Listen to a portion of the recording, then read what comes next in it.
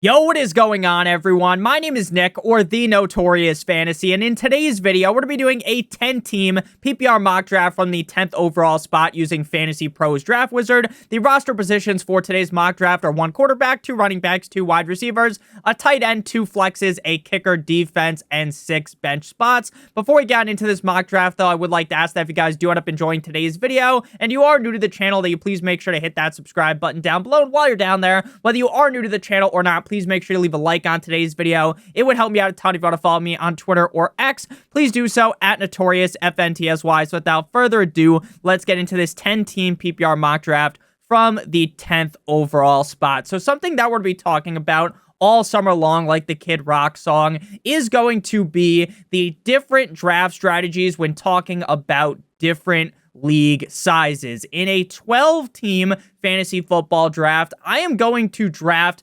potentially drastically differently than I would in a 10 or an 8-team league. And the reason behind that is because in an 8 or 10-team league, we're in a 10-team league in this draft, every team is basically going to be loaded to the gills. Now, in a 10-team league, if you do have someone in your league who's not the sharpest knife in the cupboard, right, there's a chance that one team in the league is a complete and utter unmitigated disaster, or maybe another team gets bit by the injury bug. But ultimately, after draft day, every single team is going to look very solid. So in a 10-team league, I am looking to get advantages at the onesie position. The onesie positions are going to be the quarterback and the tight end. Basically, everyone is going to have a great 1-2 punch at running back. Basically, everyone is going to have some solid wide receivers, some solid flex options. But not everyone's going to have a top 3 tight end. Not everyone's going to have a top 3 quarterback. Now, I'm not saying that you need to go into your draft thinking that, wow, I 100% need to draft a tight end super early. I need to pull the trigger early on a quarterback. Don't do that, because that will cause you to reach on players, right? In the first or second round, you no longer have to take a tight end in fantasy football. There's going to be a lot of drafts where you get to the end of the third round where we're picking at the 3.10 and a tight end's going to be there for you. So don't reach because of this, but it is something that is much different than in 12-team leagues where teams are a lot more balanced. So this draft begins with McCaffrey, Breece Hall, CeeDee Lamb, Jamar Chase, Tyreek Hill, Bijan Robinson, Justin Jefferson, Amon-Ra St. Brown, and A.J. Brown. Now, I definitely wouldn't draft Breece Hall at the 2nd overall pick. That is not meant to belittle Breece Hall. I think Breece Hall is great, but I would have went with a wide receiver there. But the first 9 picks, while the order is a little bit suspect, I do definitely feel like these should be the top 8, top 9 players going. I'm definitely more of an A.J. Brown, not really negative on A.J. Brown, but I'm a little bit cautious on A.J. Brown. But hey, we got to make our pick here. We don't need to talk for fucking 10 minutes before we make the first pick. So best players available right now, all the quarterbacks, all the tight ends are available at receiver. Puka Nacua, Garrett Wilson, best available at running back, Jahmyr Gibbs, Jonathan Taylor, Saquon Barkley, Travis Etienne, Kyren Williams. For me, the first pick here is going to be a no-brainer, and that is going to be Puka Nacua. I talked about Puka Nacua in yesterday's video as a guy that I genuinely believe could be and will be a league winner in 2024 fantasy football. This was a guy in his rookie year that completely took over this LA Rams offense as the clear #1 target. I understand that Cooper Kupp, in my opinion, is not fully washed. He's not completely done for, but I think Puka Nacua, even when Cooper Kupp was playing great, Puka was still the guy in this offense. I know Stafford isn't necessarily still the best yet, but you don't need the best quarterback in the league when you're Puka Nacua. This is a guy that is going to be showered in targets. This is going to be a guy that has the upside to have the most amount of targets, the most amount of receptions, and even maybe the most amount of receiving yards. And if he gets his touchdown numbers up, it wouldn't be a shock to me at all if he was the #1 wide receiver at the end of the season. So we're back up here to pick. And the question is, do we want to go with safety or do we want to get a little bit more risky? Now, a lot of the times, I like to start my draft with the 1-2 punch at the wide receiver position, right? This is a draft where we could be starting 4 wide receivers at once. 2 wide receivers and 2 wide receivers in the flex spot, making 4. 2 plus 2 equals 4. But while I do like Garrett Wilson, do I really want to fall into the trap again? I'm not saying that this is a massive trap, but I'm a little bit scared, right? What if Aaron Rodgers isn't himself? What if Garrett Wilson is on the struggle bus again? So at the 201, I'd rather just go running back. If I was to go receiver, it would be Marvin Harrison Jr., Maserati Marv. We are going to go with running back at this pick. Now, the safest back, in my opinion, here is Saquon Barkley. We know the workload he's going to get in Philly. We know the Philly offensive line is very solid. Jahmyr Gibbs is going to be a little bit more up and down because Jahmyr Gibbs isn't going to get that super safe condom wrap over his workload game in and game out, but the upside is there for him to be the RB1, even without the craziest amount of rushing attempts every single game because of his receiving upside, because of the burst that he provides. So we're going to go with Jahmyr Gibbs here. But again, if you wanted to argue that, oh, I don't want to go with Jahmyr Gibbs, I'd rather go with Saquon, he feels a little bit safer, I'd rather go Jonathan Taylor, I wouldn't argue with you too much here. Again, off of who's available right now to me, it would either be Marvin Harrison Jr., Jahmyr Gibbs, Saquon Barkley, or Jonathan Taylor. We are going to go with Jahmyr Gibbs at this pick. Now, I am someone that has on video already banged the drum aggressively for David Montgomery because I love the upside David Montgomery possesses while also being incredibly safe.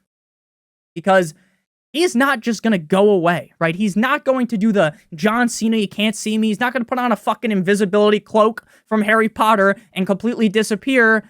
But I don't think that David Montgomery necessarily needs to disappear for Jahmyr Gibbs to be amazing. So after Gibbs, we got Garrett Wilson, Kyren Williams, Marvin Harrison Jr., Saquon Barkley, Jonathan Taylor, Michael Pittman, Drizzy Drake London, Travis Etienne, Derrick Henry, Cooper Kupp, Josh Allen, Sam Laporta, Josh Jacobs, Devontae Adams, Devin 2 Chains, Brandon Ayuk, Wiki DJ Moore, and Rashad with 2 A's White. So very different from years prior, right? Last season, we were seeing Travis Kelce get picked inside the top 6 picks in a lot of drafts. We were seeing quarterbacks potentially go in the second round. This time, we are seeing just one quarterback and one tight end off the board basically through 3 rounds of a 10-team draft. So for me here, I've already made my plan very clear at the beginning.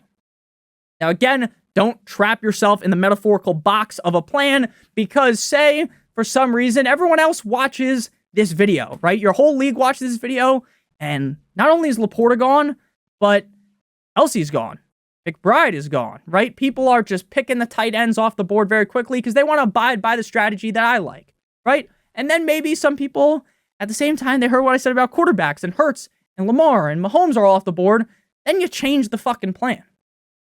Because you want to be ready to move on the go. You want to zig when the others are zagging or zag when the others are zigging, however you want to go about that. But for me, based upon how this draft has played out, I am 100% in a 10-team league going with a tight end with one of these picks.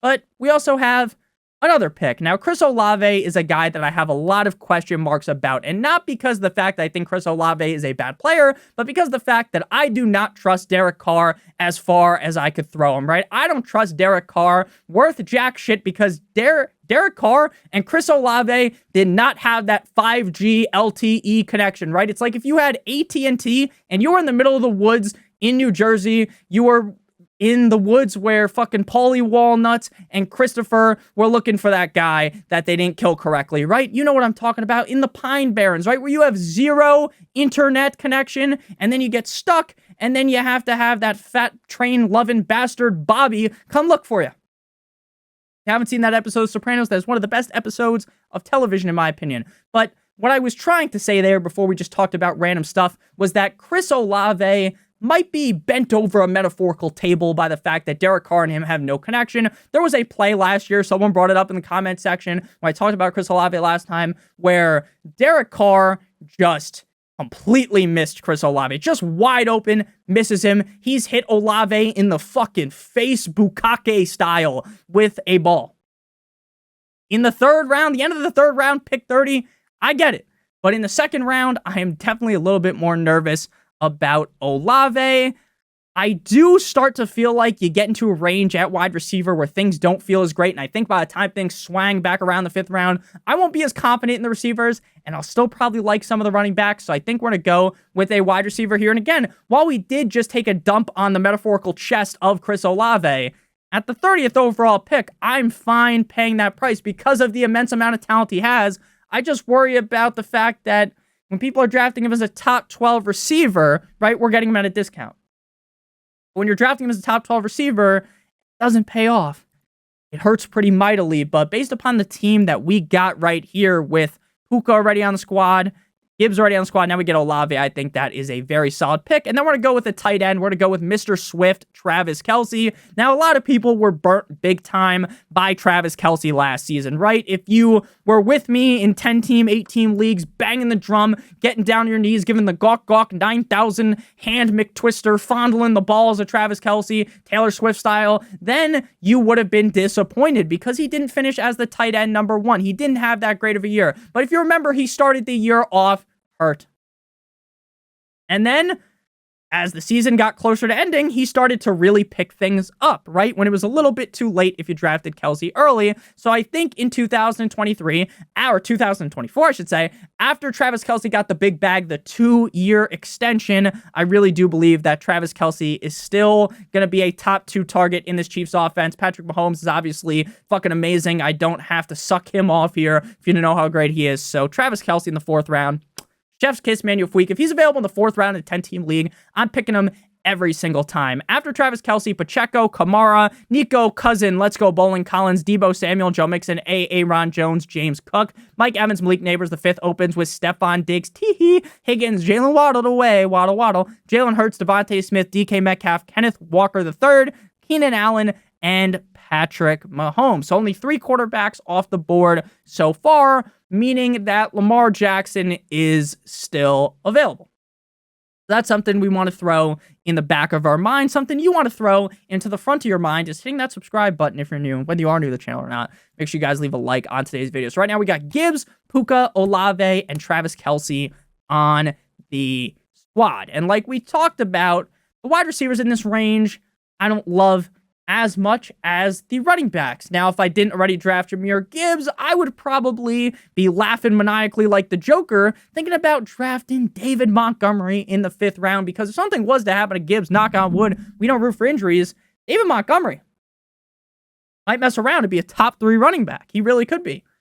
With Gibbs healthy, he's probably a reliable RB2 every single week, with the upside of having that top 10, that top 8 game. I like Ramondre Stevenson a decent amount as well. But someone that I love, you make me happy. Shout out to that guy's character's name, Simple Jack. So we're going to go with Zay Flowers here. I love Zay Flowers. Zay Flowers had a great rookie year. I understand that Lamar Jackson isn't the most pass-heavy quarterback in the NFL, that the Ravens are not going to be the most pass-heavy offense in the National Football League. But what I saw with my eyes last year is that Zay Flowers can play ball as my flex option every single week, with the upside that Lamar Jackson in this offense has, with the weapons around Zay Flowers being a little bit suspect. I think Zay Flowers could absolutely Hulk smash in 2024. And I love the fact that I saw in that playoff game against the Chiefs, I know technically Zay Flowers kind of sold the game, fumbling the fucking ball, and he threw his helmet on the ground, he hurt his hand, this, that, and the other thing. But guess what? Besides that one errant, complete and utter fuck up, things went great. Things went great for Zay Flowers. Being investigated for alleged domestic assault 14 weeks ago. I haven't heard too much about that.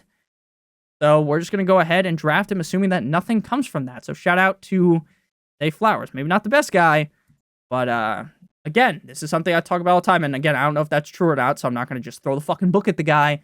But what I talk about all the time is, don't have to like the player you draft. All you have to do is like the amount of fantasy points they get, and the upside for Zay Flowers weekly is insane in the membrane. So the question here would be, do we want to stack up Zay Flowers with Lamar Jackson?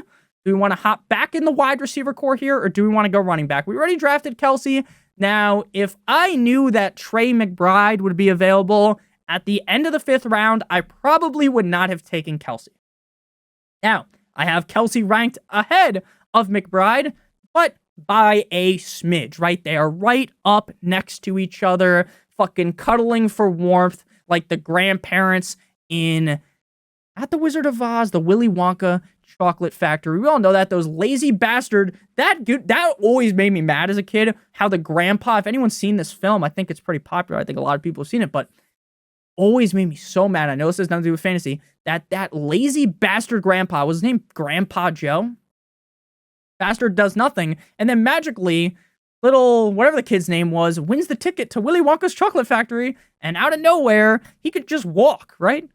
And they're struggling for money. It always made me really mad as a kid. I don't know why. Maybe there's something wrong with me. So now the question is, do we want to... What I was trying to say is that I might prefer my team with, instead of Kelce, I could have gotten Pacheco, or maybe Nico Collins, and then match that with Trey McBride, but I didn't think that was going to happen. And sometimes, the draft doesn't go how you think it will, and you end up getting fisted that way. So we're up here. The question is between quarterback and running back for me. I'm a huge fan of Ramondre Stevenson this season. I really think that last year was a little bit fluky. He got hurt. They bring Zeke there. I mean, the team is just literally fucking atrocious with Mac Jones. I don't know if Drake May is the Lord and Savior of the Patriots, but even with Jacoby Brissett under center, like Ramondre Stevenson has pass catching ability, or Lamar Jackson. Love Lamar Jackson, but I think if we take Lamar Jackson, we're going to be taking a massive hit at either our second flex spot or running back spot when there are quarterbacks that I like later, like Kyler, who could easily finish above Lamar Jackson. So I think we're going to go with the running back in this range because there are some wide receivers I like here. So we're going to go with Ramondre Stevenson. Again, I understand that if you draft Ramondre Stevenson last year, you kind of just have to do the Men in Black thing where they black out your memory. Just forget what happened last year. Forget the fact that Ramondre Stevenson did you a little bit dirty, because Ramondre Stevenson is fantastic. But now that it's showing me that his ADP is pick 79, that we're going to reach on him, maybe we could get him back in the 7th round. That does kind of weigh my decision-making. It weighs it enough to where I'm going to go with Lamar Jackson, even though I like Kyler. Still fine drafting a guy like Zamir White. I think stacking Lamar with Zay Flowers just gives us crazy upside weekly. Now, stacking does, in a way, hurt your consistency of your team, because if Lamar Jackson shits the bed, guess what? Zay Flowers also probably had a very bad game, and your team is going to implode that week. Krakatoa, it's going to be bad, but it also increases the upside. If you don't want to stack, that's fine. I don't go into the draft thinking, oh, I need to force a stack, but if I can get Lamar Jackson in the 6th round, I'm going to take him every single time and twice on Sunday. Now, there's going to be some leagues where that was virtually an impossible pick. Get Lamar in the 6th round. In the more, I wouldn't say expert leagues, because no one's really an expert in fantasy. I don't consider myself to be an expert. I'm just a guy that likes to talk about fantasy football and is pretty decent at it. As like the people in the comments will say, like, oh my God, you helped me win my championship. And you don't sound like that if I helped you out, but I do love you. I appreciate you. But in some more the high money leagues, like the quarterbacks don't really go as frequently. So I think it is possible. After Lamar, Amari Cooper, Rashee Rice, Trey McBride, Tank Dell, Ramondre Stevenson, fucking bastard went, Christian Kirk, Zamir White, David Montgomery, George Pickens, Dalton Kincaid, Cortland Sutton in the 7th round. I love Cortland Sutton, but I ain't doing that.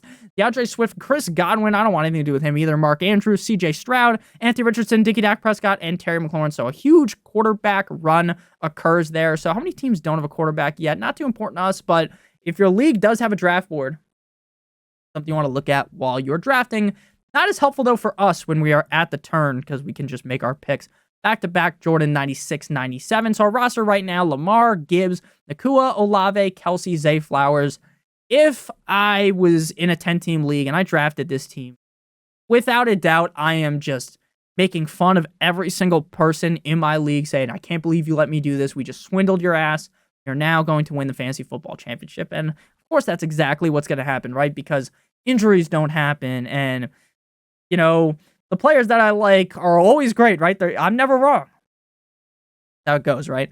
But in reality, the draft is only really half the answer to the puzzle. Maybe even less, right? The waiver wire is important. Trades are important. So why the league isn't necessarily one in your draft. You can completely fuck things up by drafting really bad players, but you can win your league drafting a kicker in the 1st round. I wouldn't suggest doing that, though. So we're back up on the clock here. I think we're going to go receiver. Now, our running back 2 is going to be a little bit suspect. We went double receiver, so we're probably going to have to go receiver and running back. Obviously, tight end and quarterback, unimportant at this point. To me, it's either Jaden Reed or Calvin Ridley.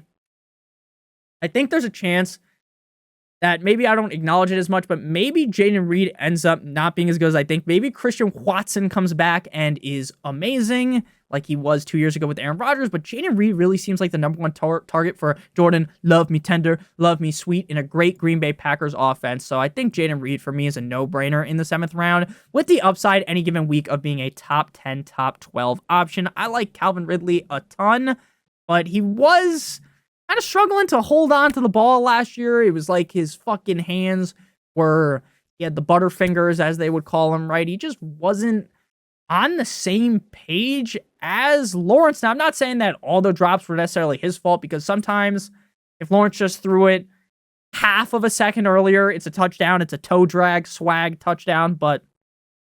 Or if for some reason they were playing in college and the 1 foot was down, but it is what it is. I like Calvin Ridley a decent amount in Tennessee, but I think we're going to go running back. And the question is, do we want to go with the guy that I think is pretty safe for the first half of the season at least to keep his job, or a guy that I think is going to have the job his whole season, but I don't think is really that good in Tony Pollard? I think we might end up going the safer route, which would be James Conner. But again, I'm not really feeling either of these guys, frankly. While I do feel like our running back 2 might be lacking, I think the rest of our squad is going to make up for it. So we're going to go receiver here, and we might go with Jordan Addison this time. Now, Jordan Addison's a guy that does concern me because of the quarterback play. Like, how good really is J.J. McCarthy? Now, it's not even guaranteed that J.J. McCarthy is the guy. Mono man Sam Darnold might be the lead signal caller in week 1, but I don't think I'm ready to say that for sure. I think more than likely it will be J.J. I think the betting odds, though, are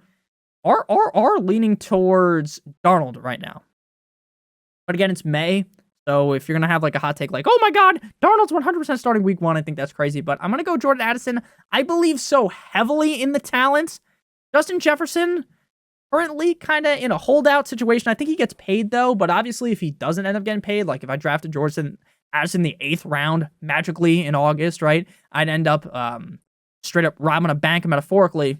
Wouldn't actually do that, cops. Just, you know. Jordan Addison Ray looked so good last year. Even when Kirk Cousins was hurt. Calvin Ridley to me is the number 1 in Tennessee. Addison's the number 2 in Minnesota. But while I think Ridley might be a little bit safer, I want to go in the deeper end, get a little bit more risky. The thing is, while I'm saying this, we already have all of our receivers filled out. We have our flex spots filled out, so this might just be stupid. But at the same time, we can't just assume all these guys are going to hit. Man, oh man, I think I've talked myself back into the running back, and I'm going to go James Conner. I'm always going to be a James Conner truther. I've been for years, and he was great last season. He's been great for a while, but they did draft a running back, and while I don't think the running back will instantly take over, and that is Trey Benson related to Freddie Benson from iCarly, seems like a lot of people are a lot more confident in Trey Benson than I am. Again, I'm not guaranteeing that James Conner keeps the role all year, but when he's healthy, he should be solid in this offense. So while I do like gun to the head, like, oh, would you rather have Jordan Addison in the flex or James Conner? I'd probably just go with Jordan Addison because his role is a lot more secure. Based upon the team we drafted, I think that is the smarter move because, again, he would have just been chilling on our bench. Now, after that, we see Jalen Warren, Tony Pollard, Raheem Mostert, Rome Odunze, Javonte Williams, Jordan Addison-Ray, Kyler Murray, Devin Singletary, Brian Robinson, things switch around, Zach Moss in the 9th, Najee Harris, Chase Brown, Zeke, Calvin Ridley, Hollywood Brown, Austin Eckler, Tajay Spears, DeAndre Hopkins. We made the right move because now the best running back available is a guy whose leg got turned into a fucking right angle last year. I love 9-inch Nicholas Chubb. I might even draft him here. But when you draft Nick Chubb, you have to fully understand this guy might miss half the season because it's May and we don't necessarily know. I think we're going to go with a 1-2 punch here at running back and wide receiver. I think if you're looking for more of a guy that's probably going to have a better chance to start all season, you'd go with Gus Bus. If you want a little bit more upside, but with more risk, you'd go with Nick Chubb. Based upon the fact that we have James Conner already, I'm going to go with Gus Edwards because I feel like he's a little bit safer. I love the offense in LA for the fact that they're just going to run the ball a lot now with Harbaugh there. But we're going to go receiver as well. While I want JSN to flourish in Seattle, this might be a little bit crazy because I think Geno Smith sucks. I think Bryce Young isn't necessarily the best, but I think I'm going to go with Deontay Johnson just because I know he's the #1 target in Carolina and has the potential to just get fed a gazillion targets every game. I know he failed last year with Kenny Pickett and Mason Rudolph, the red-nosed reindeer, in Pittsburgh. But while the offense isn't necessarily on paper great in Carolina, I think things could be better for Deontay Johnson. There's another guy that struggles with just catching the football, but he could be an insane target hog. So I want to go with Gus Edwards because the team we've drafted now, if early on we went Gibbs in the second round, and then we ripped off maybe, Pacheco instead of Kelce, right? Then maybe I'm like, you know what? I feel so confident in my running backs. Let's go with a big boom. Boom! Shout out to the Costco guys. A big boom play. Chubb. Instead, I want to go with the safer option in Gus Bus Edwards. There's a chance he's available in the next round. But Gus Edwards scored a gazillion touchdowns last year. Why couldn't he score a gazillion touchdowns this year? That is certainly something that could happen yet again. Right now in drafts, I don't really worry too much about the bye weeks, if I'm being honest with you. Like, unless you're drafting 2 quarterbacks or 2 tight ends, obviously you wouldn't want to draft your 2 quarterbacks and 2 tight ends with the same bye week. I'm not really sweating it, right? Like, Gus Edwards and Jahmyr Gibbs are both on bye in week 5. I don't really think that matters too much. After we went with Gus Edwards, JSN, Tyler Lockett, Nick Chubb, Christian Watson, Zach Charbonnet, Xavier Worthy, Jerome Ford, F-150, Jahan Dotson, Brock Purdy. 11th opens with Evan Ingram, Keon Coleman, Ladd McConkey, Jonathan Brooks, Kyle Pitts, Trey Benson, Blake Corum, Mike Williams, and George Kittle. Jonathan Brooks should not be available at all in the 11th round. Blame myself for not seeing him. I definitely would have rather had Jonathan Brooks than Gus Edwards. Maybe not, though, because we already drafted Deontay Johnson. I think drafting 2 guys from a team that is as dog shit as the Carolina Panthers would be a little bit crazy. So we're back up on the board here, and the rest of our picks are going to be wide receivers and running backs. When you draft Lamar as high as you do, you want to play him every single week. It doesn't matter the matchup. Kelce, same thing. If they were to get hurt, obviously you just cut someone, pick them back up if you haven't, or pick someone else up. If you have an IR spot, you just put them on the IR, pick someone else up that way. I think it's crazy if you're just basically it's just a wasted pick if you draft another quarterback with Lamar, if you draft another tight end with Travis Kelce. Because in very few situations, I get there's going to be bad matchups, but even then, you're probably just going to play Lamar over maybe not over like Goff or something, but you're barely ever going to play them, so it's kind of just a waste of time. Like, you're never going to play fucking Jake Ferguson over Travis Kelce, even if Kelce's going up against the 85 Bears. So that's kind of my point with what I was saying there. So we're going to go running back and receiver yet again here. Receiver, Jameson Williams, I don't know why he keeps getting drafted so high. Like, I get that the skill is there, but we haven't seen it at all at the NFL level. Josh Downs, number 2, maybe number 3 with AD Mitchell there. Curtis Samuel just stinks. Like, he's just not good. Not good. He's going to have a couple good games. I love Romeo Doubs, but now we already have Reed and we don't have Jordan Love, so I think that'd be a little bit crazy. Receivers in this spot aren't the best, but we are going to go, I think, with Jacoby Myers. Jacoby Myers just always ends up being relatively solid. Like, last year, he ended up as the wide receiver 31. Like, I don't think anyone would have said that. He was a top 32 receiver. Over 100 targets. Like, I get Gardner Minshew isn't Patrick Mahomes or something, but and while I think this is going to be a more run-heavy offense, I still think Jacoby Myers can get it done. Still a good enough player, and if something was to happen to Devontae Adams, knock on wood, we don't root for injuries, then, I mean, Jacoby Myers could be a top 18 guy weekly. He showed off the talent in New England. He showed it off last year in Viva Las Vegas, so I just like the guy. No did he. But we're up here, and it's basically handcuff season. None of these guys are going to be starters, so you just take the guy that you think has the most upside. Like, if something was to happen to Aaron Jones, I think Ty Chandler's pretty clearly the handcuff there that you want. Trying to view his game logs, see the exact stats, like over 10 points a couple of times, over 20 points one time. Like, if he got the carries and Minnesota is halfway decent with JJ McCarthy and they want to rely on the run, like, I think Ty Chandler would be potentially like a league-winning pick. Now, there's also the other scenario. Aaron Jones, who notoriously gets hurt, ends up playing 17 games, you end up getting fisted. But the off chance he gets hurt, Ty Chandler will end up being a solid pick. So that's what we're going to go with here at running back. I think he's a pretty talented player. And in a situation where, to me, he is pretty clearly the number 2 back on this cold like Minnesota offense. So we're back up on the clock there. After Hubbard, after Ty Chandler, we see Hubbard, Adam Thielen, Kendre Miller, Brian Thomas Jr., Jameson Williams, Josh Downs, Rico Dowdle, David Njoku, Jordan Love, Curtis Samuel, Dallas Goedert, Joe Burrow, Brock Bowers, Gibson, tight end run, Ferguson, Schultz, Hawkinson. Then the Ravens defense. What a fall from grace for Goddard. Consensus top 5 tight end for like a couple of years, and now he's just fucking sleeping with the fishes, Luca Brasi style. So we're back up here. We got 6 receivers and 4 running backs. League where I'm trying to start 4 receivers. I'm probably going to draft another receiver and a running back here because, again, I don't trust James Conner enough to where I wouldn't want some depth on the bench. Jalen Wright's probably the highest upside running back here because if Mostert's touches get depleted and if something was to happen to one of the other running backs, Jalen Wright has the speed, and speed kills. So this Dolphins offense, like Wright could be another guy, could be a league winner. Now, he needs 2 injuries or like he needs more than some of these other guys would. Like Algier, we know he's going to step right into that role if Bijan gets hurt, but Algier isn't that great, but he's fine. Well, Herbert, I think, is really talented, but he's still battling with Roschon. But I like this Bears offense. I think I'm going to go with Khalil Herbert. There's also been some rumors that maybe Khalil ends up getting traded, right? Maybe Khalil gets traded to a team like the Cowboys. Maybe he becomes the lead back there. So we're going to go with Khalil Herbert, the pervert. He's not technically Herbert the pervert because that would be Justin Herbert the pervert. But we're going to go with the receiver here to close things out.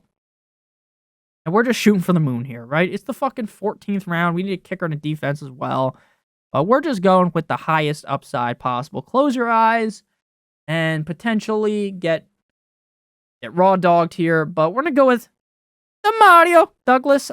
I love Demario Douglas, man. I think he's going to be the receiver 1 in New England. He looked great for a couple of weeks last year. And if Jacoby Brissett is competent or Drake May, I like the upside. Joshua Palmer, I like the upside too. But again, I think the Chargers are going to be pretty run heavy. So we're going to just take the shot into Demario Douglas. And guess what? Your 14th round pick, you might just cut him.